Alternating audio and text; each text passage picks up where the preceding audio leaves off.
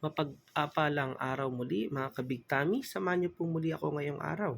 Tara, magprito lamang po tayo ng ating mga karne, ating itong papupulahin. Yan, isa-isa lamang po nating ilagay.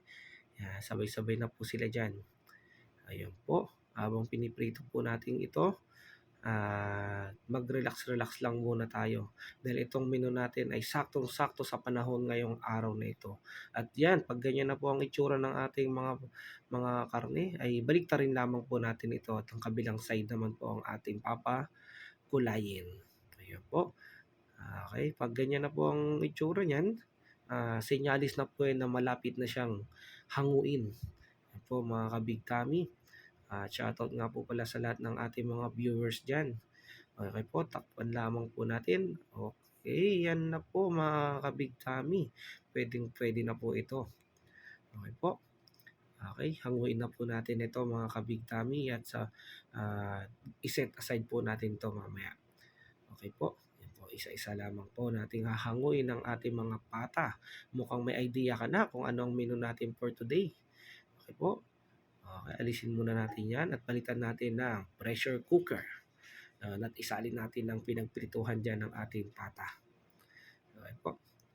Okay, habang sinasalin ko yan, pagkasalin natin yan ay sabayin na nating maglahok. Sabayin na natin maggisa. Yan po. Prepare lang muna natin dyan. Alright. Okay, mga kabigtami. Pwede mo isang like, share dyan para malaman natin kung saan nakarating ang ating video. Yan po, ilagay na po natin ang ating luya. Yan, gisa-gisa lang po natin yan mga kabigtami. Okay, wag po tayong maiinit at medyo sabing wag maiinip eh. Yan, nainip tuloy. At sinama na nga, nainip na nga ng tuluyan. Okay, banding all together na po natin ang ating luya, bawang at sibuyas. Okay, at sinama na nga rin pati ang kamatis.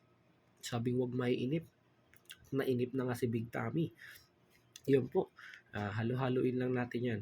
Pag lumabas na yung espiritu at ganyan na ang texture, isama na po natin ang ating pata. Yun po. Ito po yung estilo ko ng pagluto nito mga Kabig Tommy. Dahil dito, lumalabas ang pinakakatas. Yan. Okay po, yan. Halo-haloin natin. Banding all together lamang po natin ang ating karne. At isama na po natin. Yan na ang sinasabi ko pong ginulat. Akin pong ginulat ang munggo dahil niluto ko po siya sa araw ng Miyerkules. Sino nagsabing bawal magmunggo ng Miyerkules? Yan po, ginulat ko siya. Yan po mga kabigtami. Yan, pag ganyan na po, naglagay na po ako dyan ng pamintang powder, 1,000 pieces. Tapos nor cubes. Yan po, siyempre pork flavor po yan. At nilagyan ko po siya ng dalawang takip ng patis para timplado na po agad mga kabigtami. Po, antay-antay lang po muna tayo. And lang po, nilagyan ko na rin po siya ng pinainit na tubig galing sa kettle from Angat Dam para po mas mabilis magkibot-kibot ang ating munggo. Po, isang ganyan po yan, isang max level po. Yan. Okay. Pagbukas, alright. Piniskip ko na po yung mga kabigtami dahil pinressure cooker ko na po siya sa labas dahil mangangamoy sa loob ng bahay.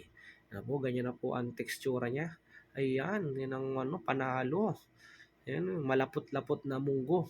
At sinama ko na po ang ating okra, ang pinaka-healthy gulay na masipon-sipon pa. Yan, mga kabigtami. Alright, inilagay ko lamang po at konting halo-halo at konting antay na rin. Okay po. Yan, malapit na po to mga kabigtami. Ihanda nyo na ang inyong kanin.